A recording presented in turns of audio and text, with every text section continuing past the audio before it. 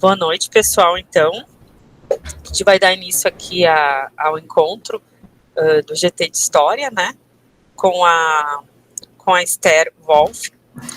E o tema hoje é o Antropoceno em Debate, o que os historiadores podem aprender através das ciências naturais. Vou fazer uma breve apresentação da professora Esther, depois eu já vou passar a palavra para que ela também introduza, né? Se apresente um pouco. Eu também estou conhecendo ela hoje, né? Então, vai ser uma apresentação de acordo com o que eu encontrei e nós conversamos um pouquinho antes, e aí eu já passo a bola para ela. A professora, ela possui graduação em Oceanologia pela Fundação Universidade Federal de Rio Grande, mestrado em Recursos Hídricos e Saneamento Ambiental pela Universidade Federal do Rio Grande do Sul, e doutorado em Recursos Hídricos e Saneamento Ambiental pela Universidade Federal do Rio Grande do Sul. Ela atualmente é professora adjunta da Universidade Estadual do Rio Grande do Sul. E a nossa convidada, muito prazer, muito obrigada por ter aceitado o convite aí. E a palavra é toda sua. Obrigada, Débora. Então, vou lá. Então, já me apresentou, né? Eu sou Esther. Obrigado pelo convite. É sempre bom estar contribuindo aí com os grupos temáticos, com a BC2, eu gosto muito também, faço parte do grupo aqui de Porto Alegre, e também do grupo de Ecoteologia, que é online, né, da BC2.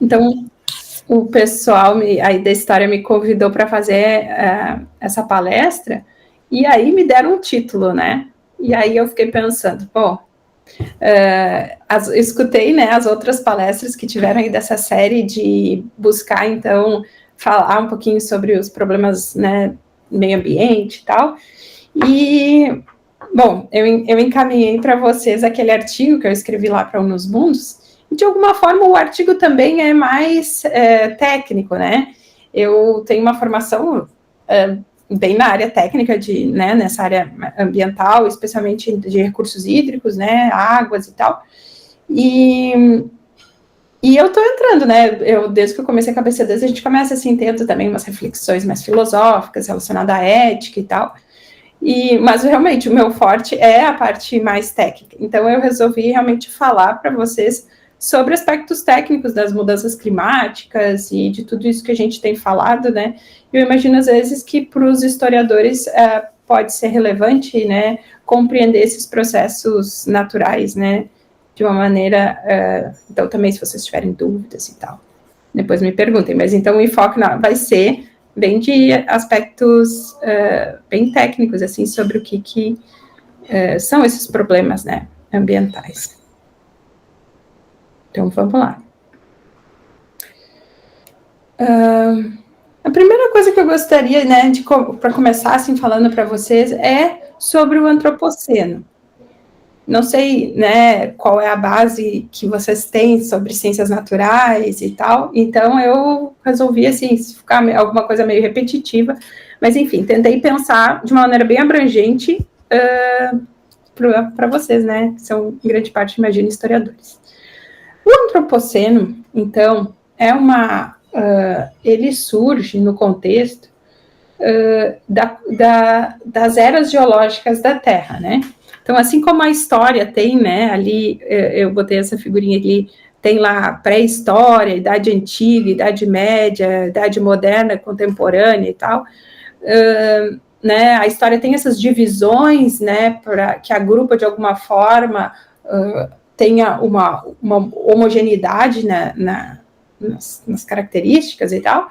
A gente, nas ciências naturais, na geologia especialmente, a gente tem o que a gente chama da coluna geológica, né, que através, então, da estratigrafia, que é o estudo dessas camadas geológicas, né, de uma rocha, umas camadas sedimentares, né, então a gente consegue identificar quais eram, a partir de registros fósseis, quais eram as espécies presentes, e a gente consegue traçar, né, toda a história da Terra que a gente tem hoje a partir desses registros.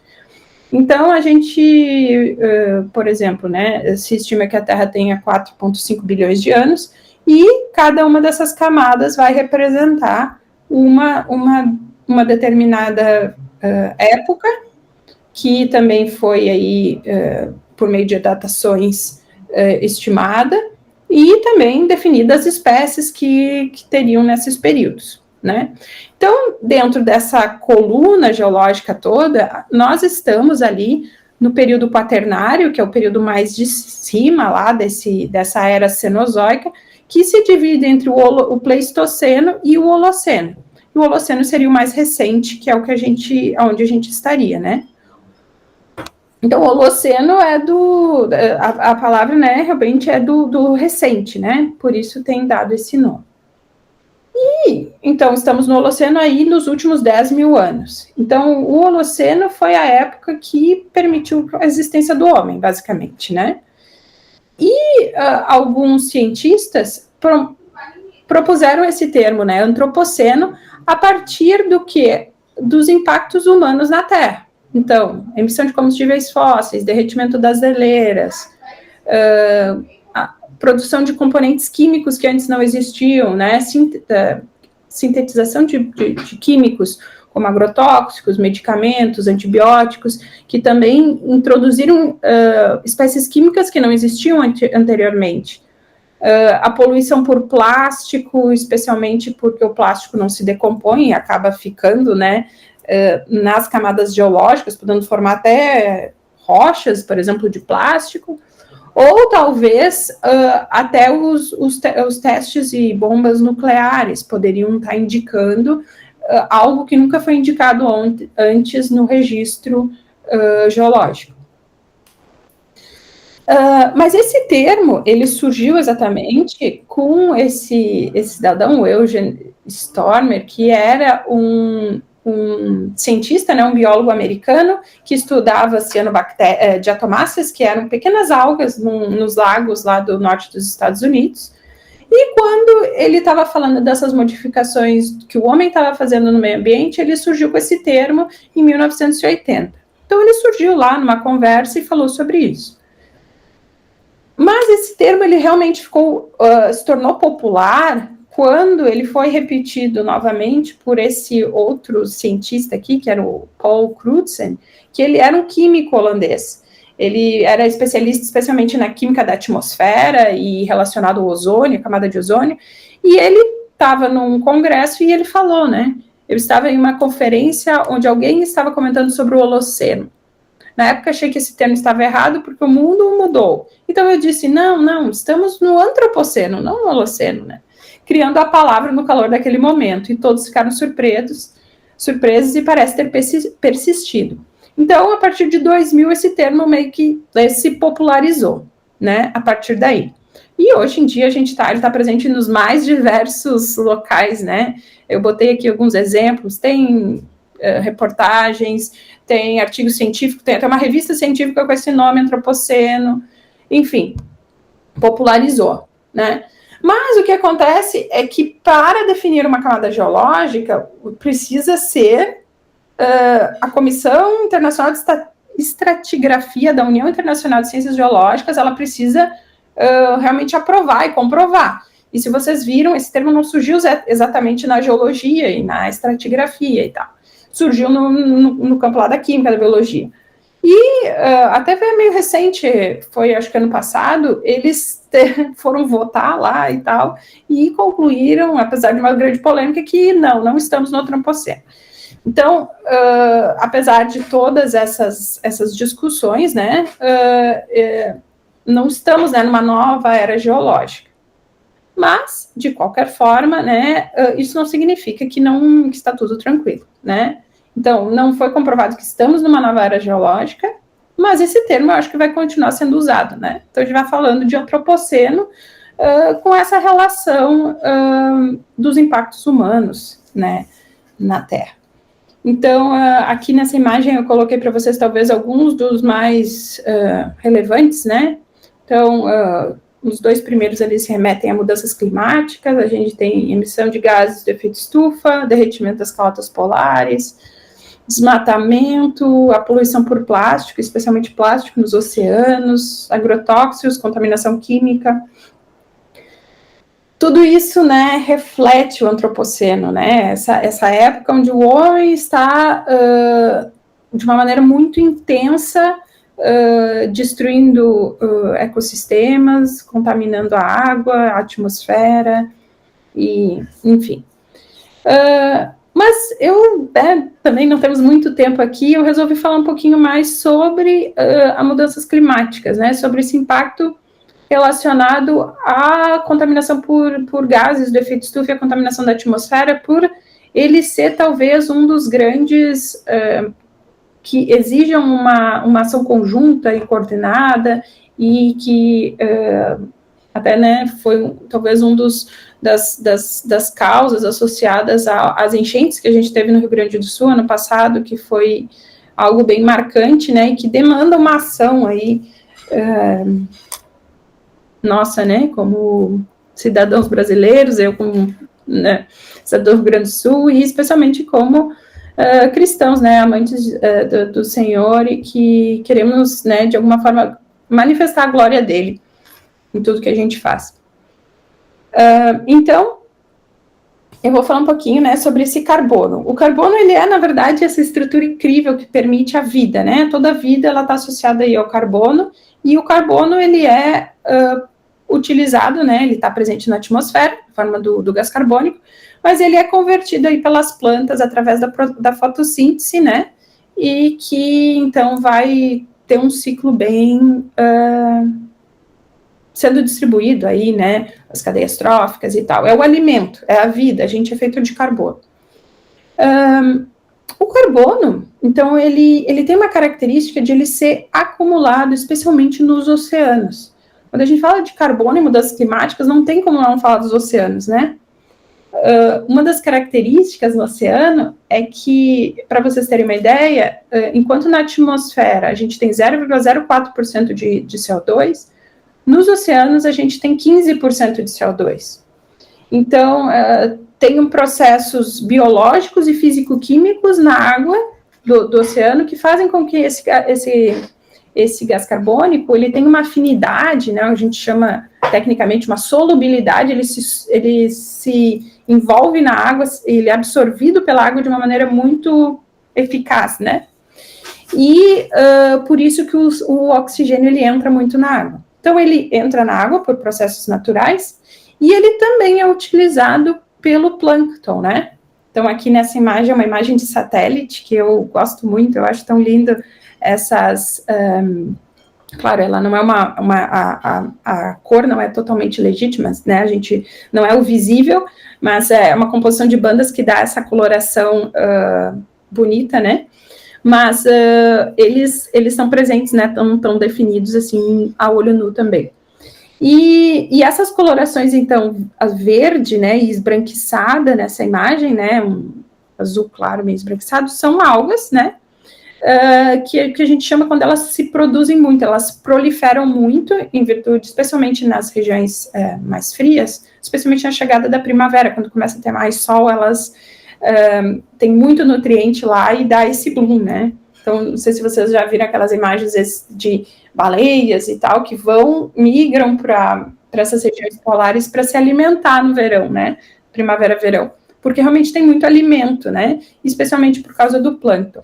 E o plâncton, ele é tipo árvore, assim, né? Ele é como se fosse uma planta, assim, que retira e faz fotossíntese, né?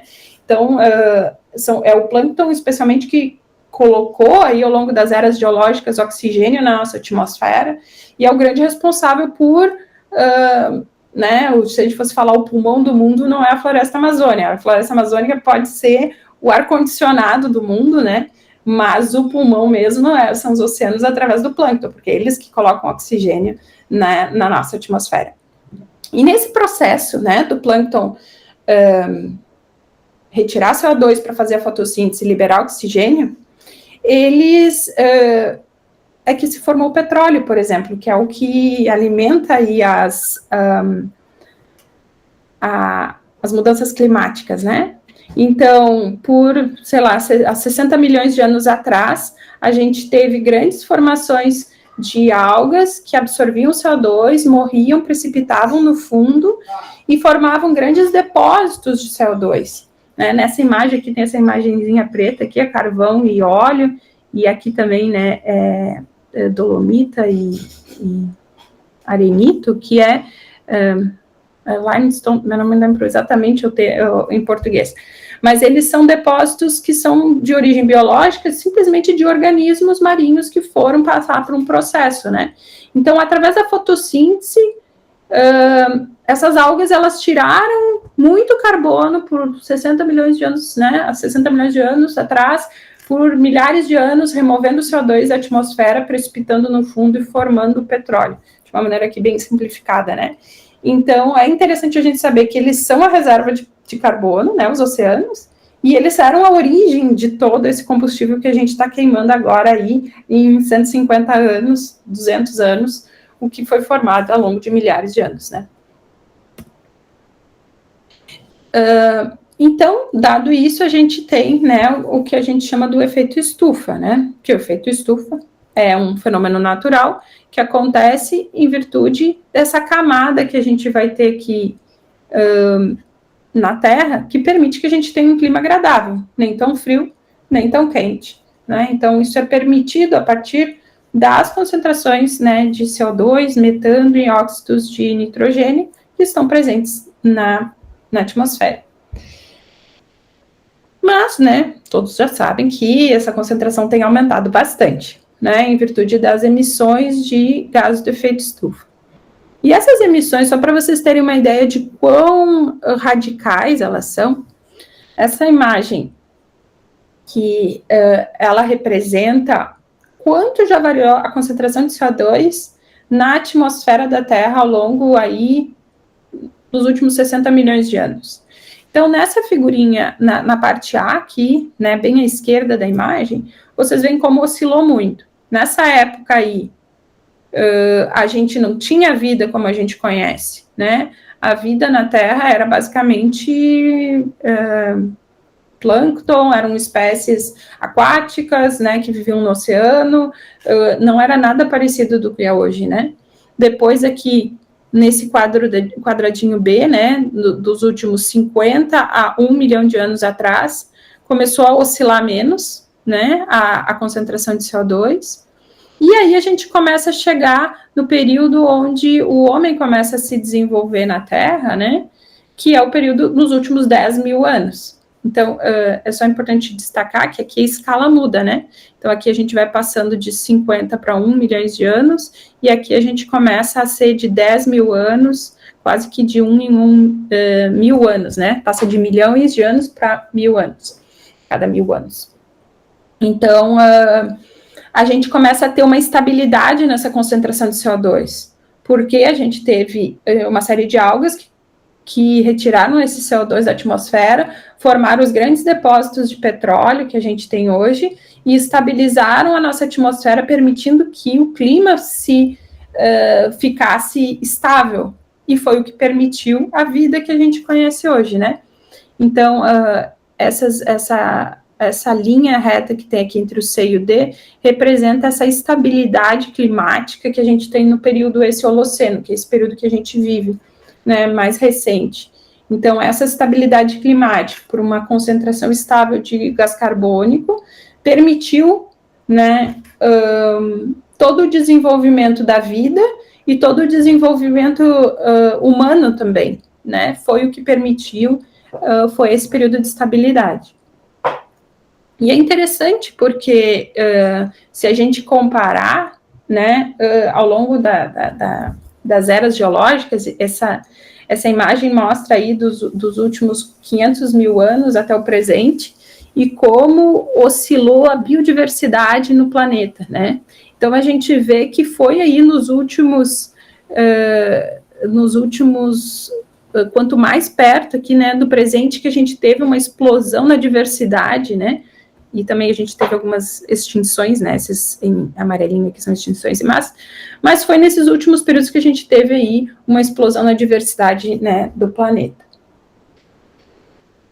E a grande preocupação que a gente tem hoje, então, é que a gente tenha uma sexta extinção em massa, né, resultado desse período que a gente chama desse antropoceno. Porque não só aqui pelas taxas de emissões de gases de efeito estufa, mas também por todos aqueles outros fatores que eu já falei. e poderia somar aí a pesca, a destruição de habitats para plantações, para desmatamento. Então, a destruição de habitats, espécies exóticas introduzidas em lugares diferentes, né? Está gerando um movimento muito rápido de extinções de espécies. Então, essa também é uma questão importante aqui. Então, a gente vai ver que esse CO2 na atmosfera, então, tem aumentado, né, e está diretamente relacionado, né, com essa ação antrópica. É o homem que tem causado isso, né. Algumas pessoas já discutiram isso, é o homem, não é, mas hoje nós não temos mais dúvida que realmente esse aumento dessa concentração de CO2 está realmente relacionado com a ação antrópica. Então, aqui eu também mostrei, né, as emissões em laranja, né, as emissões de combustíveis fósseis, onde vai parar esse combustível fóssil, né, em azul escuro é nos oceanos, em azul claro é na terra, né, no solo, especialmente, e em esse verdinho claro é o que fica na atmosfera, que vai causar o efeito estufa, né, o aumento do efeito estufa. Está. Então, entendido esse processo, assim, de uma maneira geral, a gente vai ver o que isso aí vai causar, esse CO2, né? Você já sabe que ele vai causar uma mudança no clima, né? Porque a gente tem esse aumento da concentração de CO2. Esse gráfico aqui é interessante mostrar para vocês. Como é que se faz, né? Isso também é uma curiosidade. Como é que eles medem esse gás carbônico? Existe um instituto, né, um observatório lá do NOAA, que é a North American Ocean and Atmosphere, é o Departamento de Oceano e Atmosfera dos Estados Unidos, né? E lá eles têm um departamento no Havaí. E lá no Havaí, eles consideram que seria um ponto no meio do oceano onde a gente consegue fazer uma medição global. Tu consegue ter uma medição de, por exemplo, CO2 e outros gases do efeito estufa, de uma maneira mais imparcial possível, porque ele não está perto de nenhuma grande fonte, né? Então, ele está no meio do oceano. Então, ele consegue medir de uma forma que seja um valor aproximado por uma tendência de elevação global e não oscilações, porque tu está perto de grandes fontes, né? Então, ele é usado como uma referência, esse observatório, né? E aí, ele mede desde 1960, também é o instituto que tem a maior série de medições, né? Porque o que acontece? Uma curiosidade também é que a gente tem, então, medições diretas de concentrações de CO2 desde 1960. Antes disso, a gente tem medições, por exemplo, especialmente testemunho de gelo. Eu tenho um professor aqui da URGS que pesquisa bastante sobre isso, e ele faz testemunho em gelo. É como se tu fizesse um cano profundo, né, na Antártida, e tu consegue coletar o gelo, e a partir desse tubo, né, de gelo, tu consegue quantificar em qual época, quantos mil anos atrás foi cada, né, centímetro de gelo, e tu consegue captar nas bolhas de ar que tem no meio do gelo, tu consegue captar partículas de CO2 e estimar a concentração que esteve na atmosfera naquela época, né? Então, dá uma estimativa bem precisa sobre como era a concentração de CO2 na atmosfera posterior a 1960. Então, a gente tem essas concentrações na atmosfera, e a gente tem essa figurinha ao lado aqui, que ela mostra o quanto a temperatura anual no mundo, né, assim, média, né, tem aumentado desde 1880 até 2025.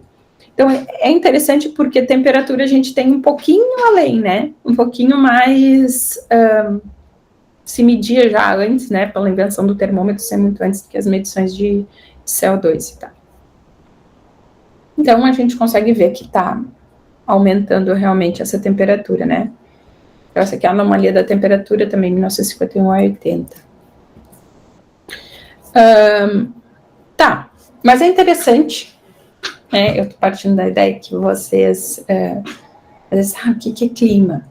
O que é tempo, né? Esses são uns conceitos importantes de a gente conhecer aqui nesse contexto. O clima, né? Então, ele é bem diferente do tempo. O tempo é o que é a previsão que a gente vê no aplicativo do tempo, lá no IMET, que a gente vai procurar para saber, que roupa eu vou botar amanhã, que roupa eu vou botar hoje de manhã, passar o dia inteiro fora, eu quero saber. Levo um casaco, não levo, né? Vai chover, não vai? Isso é o tempo, é o que está acontecendo na atmosfera num determinado momento. Mas o clima, a gente mede a partir de uma média, né? Geralmente de 30 anos. Então, a gente consegue definir a chuva média, né? Quanto chove num determinado local, qual é a temperatura no verão, qual é a temperatura no inverno. Isso tudo é a partir de medições de clima, né? Que a gente faz essa média. E aí vocês podem me perguntar, tá, mas como é que, né, essa é uma pergunta bem comum, como é que se pode prever o clima daqui a 50 anos quando não conseguimos prever o tempo daqui a 7 dias, ou daqui a 14 dias, né? Realmente, o tempo, ele tem uma natureza caótica, né? Caótica é que ela é imprevisível. Então, a gente pode ter, por exemplo, a entrada de uma frente fria que não estava prevista, e aí chove quando a previsão não ia chover e tal. Então, quanto mais distante a nossa previsão do tempo, menos certeza a gente tem. Então, provavelmente, 5, 7 dias a gente tem alguma precisão, 14 dias, pode mudar muito, né? Mas, o que acontece? O clima, a gente poderia fazer uma comparação com o clima relacionado a, por exemplo, a idade média de uma mulher no Brasil. As mulheres no Brasil vivem em média, 78 anos. Então, eu consigo saber que, em média, eu posso viver 78 anos. Não quer dizer que, com certeza, eu vou morrer com 78 anos. Mas é uma previsão, e uma previsão com relativa certeza, né? Com uma certa precisão. Então, da mesma forma, a gente poderia aplicar aqui esse exemplo do clima. O clima, a gente consegue prever qual vai ser mais ou menos a variação de temperatura daqui a 50 anos, considerando a taxa de emissão de gases, né, do efeito estufa, mas com certeza eu não vou saber no dia 25 de maio de 2050, eu não vou saber como é que vai estar o tempo, né? Então, o clima, ele é definido por temperatura, precipitação, vento, né? Vou passar meio rápido alguns conceitos aqui, que são, né, pela questão do tempo. E o que afeta o clima, né? Então, a gente já viu CO2 e outros gases, atividade solar, que pode estar trazendo mais calor, né? Às vezes tem algumas tempestades solares, ou tem também ciclos de oscilação da atividade solar, que pode estar mandando mais radiação para a Terra do que em outros períodos, que também pode afetar, né, aquecer, por exemplo.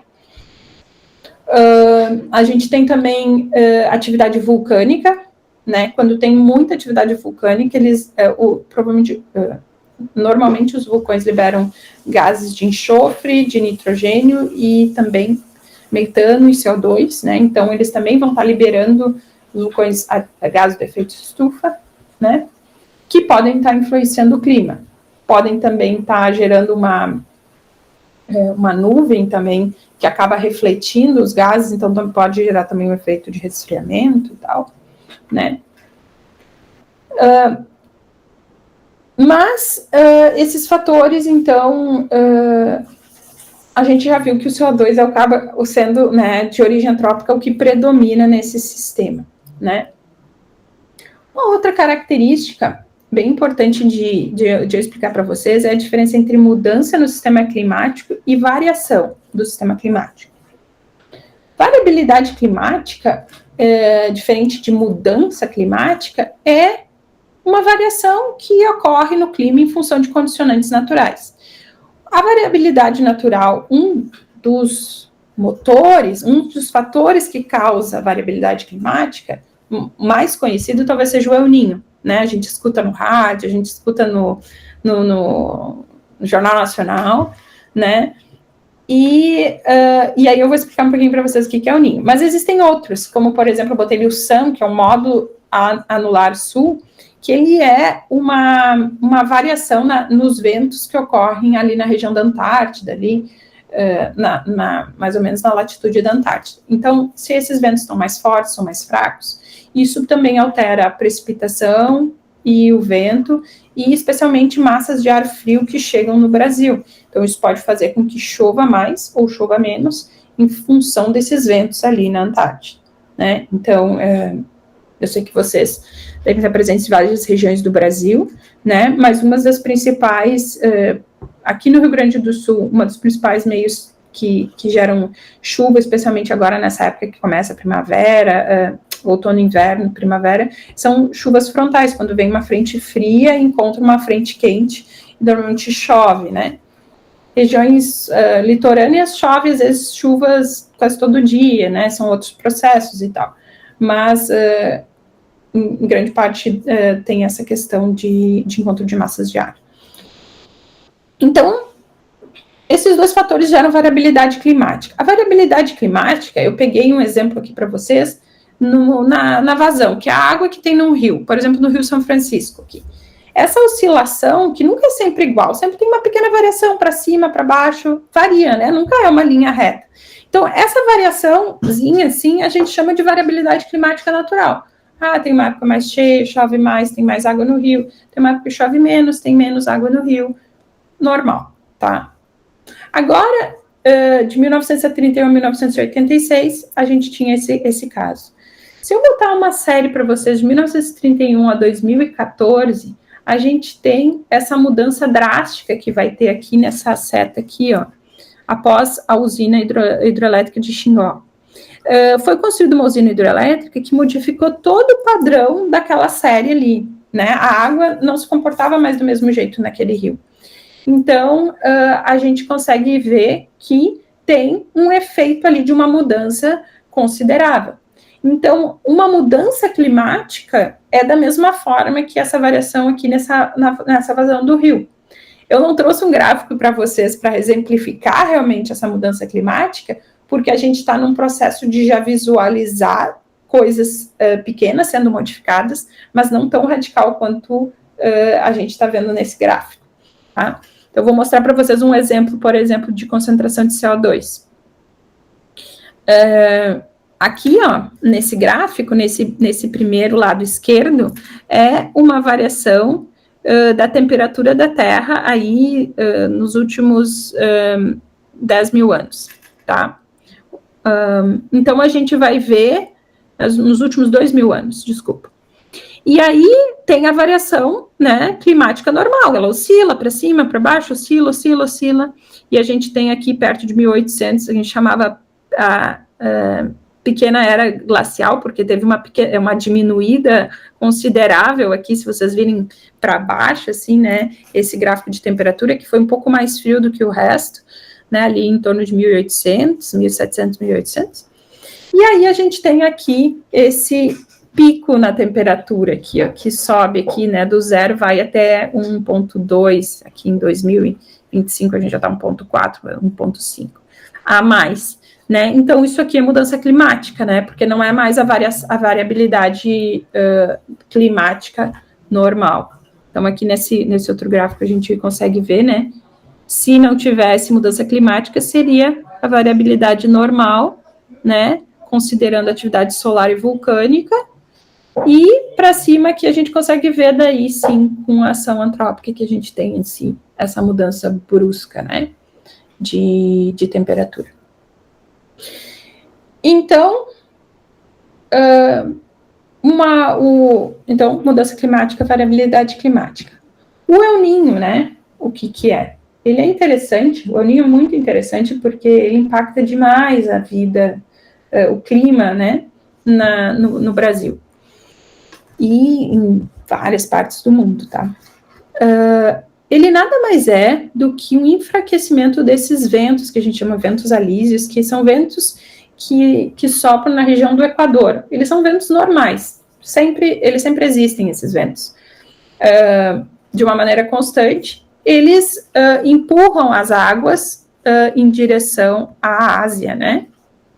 E fazem com que suba a água fria. Como eles estão empurrando água em direção à Ásia, né? Se tu empurra alguma coisa, vai sobrar espaço aqui, então acaba subindo água de fundo, né? Que a gente chama essa água azul escura, que ela sobe aqui na costa do Peru, do Chile, e são águas muito geladas. E essas águas geladas, elas têm muito nutriente e elas trazem, né, alimentam um ecossistema ali, né? Vem muitas espécies de peixes e toda a boa parte da economia, especialmente ali do Peru, se mantém, né, dessa fonte de alimento e fonte de renda, que é a pesca, em virtude dessas águas frias que surgem ali. Quando acontecem situações de El Niño, ele acontece aí a cada 5 a 7 anos, tem um enfraquecimento desses ventos. Então, esse vento que era forte, ele fica fraco, não empurra tanta água, né, em direção ali à Ásia, e aí não sobe águas frias aqui na costa do Chile e do Peru, e a gente não vai ter muita pesca aqui, porque a água não vai ter tanto nutriente, não vai ter tantos organismos ali, não vai ter tanto alimento.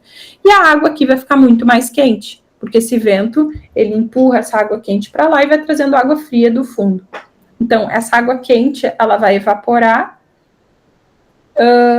e depois a gente vai ver o que acontece, né? Então, a água fica muito mais quente. O Ninho sempre é águas mais quentes.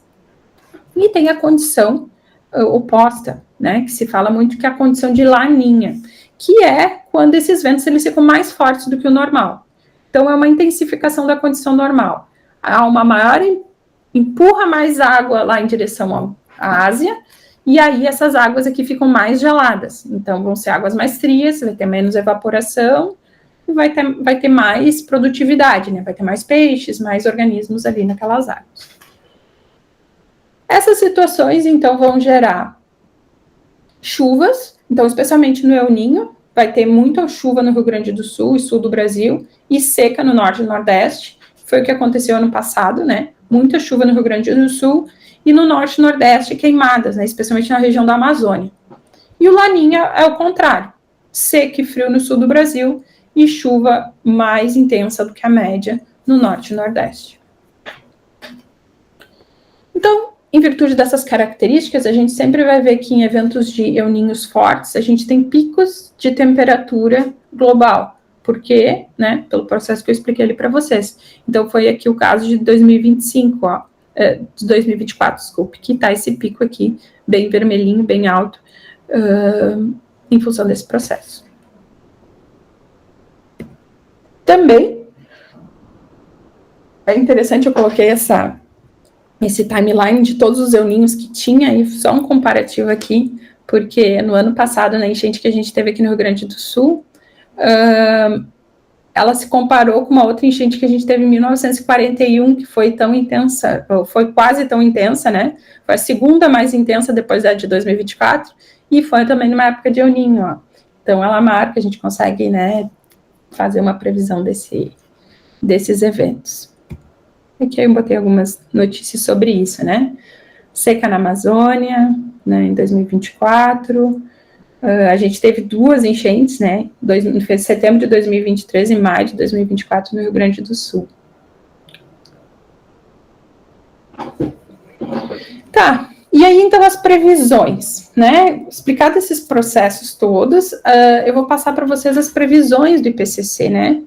Vocês devem ter lido lá, não vou me ater ao que é o IPCC e tal, né? Mas o IPCC, então, ele faz previsões, ele junta artigos científicos feitos no mundo todo e faz relatórios com todos esses dados compilados.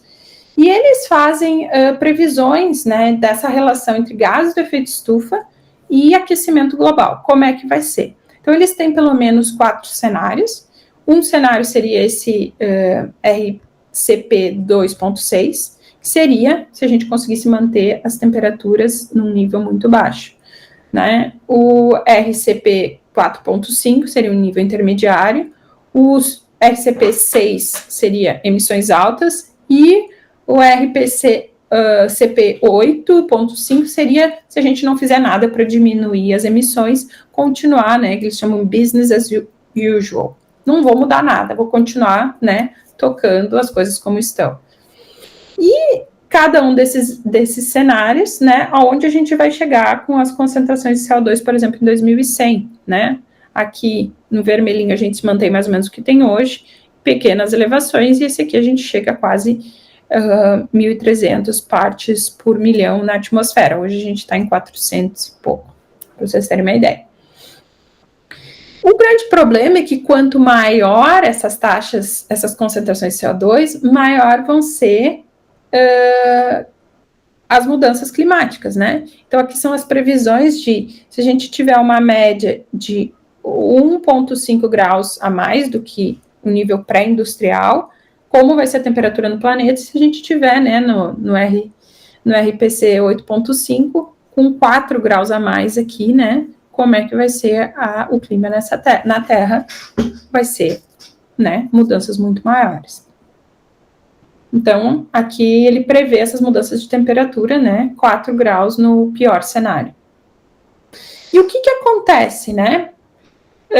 Cada adicional de aquecimento, a mudança é maior. Um dos principais fatores que a gente tem, pensem, né, é uma loja física bem simples. Quanto mais quente, mais água evapora, né? A gente está num planeta que é basicamente água. Então, quanto mais água, né, quanto mais calor, mais ele vai evaporar. Então, se estima que as chuvas intensas se intensificam em 7% a cada 1 grau, né? Então, vai chover muito mais cada grau a mais de temperatura que a gente tiver. E especialmente aqui, né, essa linha verde é bem no Equador, né, que é onde choveria mais. E no Brasil, o que aconteceria, né? Esse aqui é um artigo interessante que ele fez uma previsão de como muda a chuva e a vazão dos rios para os diferentes cenários de IPCC para a América do Sul, tá? Então, em laranja é um aumento da chuva, em laranja é uma diminuição da chuva, e em vermelho é uma diminuição da vazão, e em azul é o aumento da chuva, e o azul escuro, né, nos rios, é o aumento da vazão do rio. Então, a gente consegue ver que no norte do Brasil a gente vai ter uma diminuição de chuva e especificamente de água nos rios, né? No centro-oeste ali vai ser uma mistura, né, de diminuição da vazão dos rios, mas a precipitação não vai alterar tanto. E no sul ali, especialmente no sul, a gente vai ter um aumento da vazão e um aumento da precipitação, né? Então, a gente vai ter essa situação. Só que a grande questão é que não é só um aumento, né? São a questão dos eventos extremos, né? São chuvas muito mais fortes, né? Como o caso que a gente teve, ou secas muito mais fortes. E a gente vai ter, né? Então, queimadas, tempestades, secas. Esses eventos extremos se tornam, né, mais comuns. E, eventualmente, aí, claro, uma elevação do nível do mar, que pode impactar especialmente as pequenas ilhas, né, e comunidades bem na beira, próximos do mar, né. Então, a gente vai ter vários impactos associados a isso, e aqui essa figura, ela mostra também os impactos à sociedade humana, né, o número de eventos ruins, né, que vão acontecer tanto para a saúde, quanto para a infraestrutura, economia, segurança, produção de alimentos, água, né? Então, por exemplo, se estima que vai aumentar muito as doenças de veiculação hídrica, né? Por exemplo, cólera, a proliferação de mosquitos, que também tem essa relação com a água, pode aumentar, né? A questão dos transportes é uma das piores, eletricidade pode ser comprometida, turismo, perdas econômicas, se fala muito sobre migrações em massa e conflitos, né, de regiões, é bem triste, assim, porque a gente vai ver que, talvez, se tu olhar as figuras lá do IPCC, as regiões mais afetadas vai ser a África e o Sudeste Asiático, que é onde mais tem população e a população mais pobre. E isso é interessante que eu coloquei até no no artigo lá que eu botei para vocês, que não segue uma lógica, né? Não é uma lógica, né? Quem mais poluiu, quem mais contribuiu para esse fenômeno é quem vai sofrer mais. Não é essa a lógica aqui, né? E aí, a nossa única solução nesse contexto, é adaptação e mitigação, né? Então, a mitigação é a gente tentar diminuir o efeito, diminuindo as emissões de CO2, especialmente, ou tentando retirar CO2 da atmosfera, por exemplo, plantando árvores, né? A árvore retira CO2 da atmosfera. E a adaptação é a gente ter mecanismos para tolerar essa situação que vai acontecer, que vai ser danosa. E aqui que eu coloco, né, essa questão assim do chamado e do nosso papel como um todo, né, e até não só das ciências naturais, de estar endereçando esses problemas. Então eu coloco para vocês, né, eu estava fazendo essa apresentação e eu li o Salmo 8 e eu disse, para mim, ele conversava muito com esse tema, né? Eu vou ler para vocês. Ó Senhor, Senhor nosso, quão admirável é o teu nome em toda a terra, pois puseste a tua glória sobre os céus. Tu ordenaste força das bocas das crianças e dos que mamam por causa dos teus inimigos, para fazer calar ao inimigo e ao vingador. Quando vejo os céus, obra dos teus dedos, a lua e as estrelas que preparaste, quem é o homem para que te lembre dele, e o filho do homem para que o visites? Pois pouco menor o fizeste do que os anjos, e de glória e honra o coroaste. Fazes com que ele tenha domínio sobre as obras das tuas mãos, e tudo puseste debaixo dos seus pés. Todas as ovelhas e bois, assim como os animais do campo, as aves do céu, os peixes do mar, e tudo o que passa pelas veredas dos mares. Ó Senhor, Senhor nosso, quão admirável é o teu nome sobre toda a terra. E esse versículo fala, né, sobre a glória de Deus, e a gente olhando assim, né, consegue vislumbrar o deleite do salmista em admirar a criação. E aí ele fala sobre o domínio, né? Essa palavra já teve muita polêmica em cima, né? Isso envolve a destruição, talvez, né? Tem gente que culpa a Bíblia por estar botando esse domínio na nossa mão, então a gente está destruindo porque Deus nos deu esse domínio.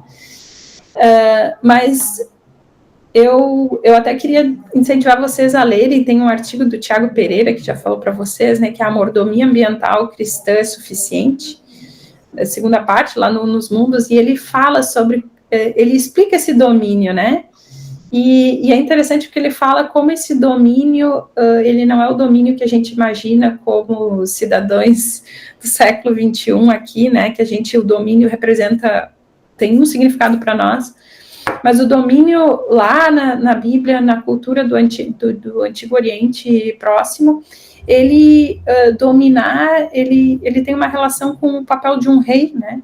O rei, ele tinha o papel como um pastor de ovelhas, que ele cuidava para que tudo desse certo. Então, não era um papel egoísta, eu vou fazer o que eu quiser, mas era um papel do tipo, eu vou cuidar para que tudo, né, para que as ovelhas, para que os meus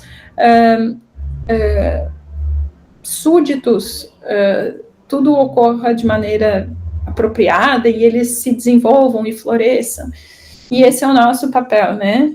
Então, esse domínio que Deus nos deu, essa representação da imagem de Deus, não é uma licença para o abuso ou exploração da natureza, né? Mas para a gente agir na verdade e cuidando, né?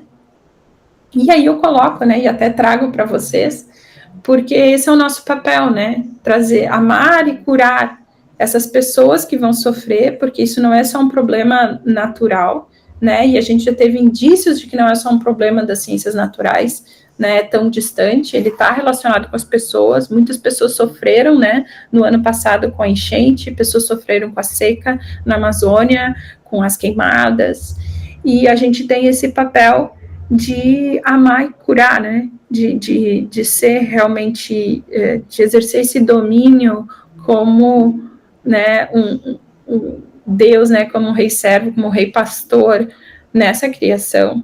E eu chamo vocês também, porque a gente explica, né? Eu aqui na sonografia, eu explico todos esses processos e essas consequências, mas a solução realmente ela está muito além do que a gente consegue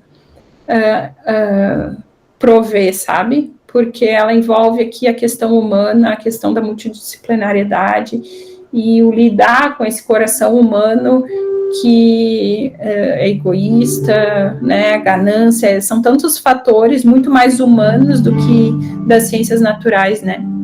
Então, até por isso eu também queria parabenizar vocês por estarem trazendo esse tema, porque a gente precisa pensar junto, né? Tá junto aí com a história e com outras disciplinas, buscando essa tanto adaptação quanto mitigação desses impactos.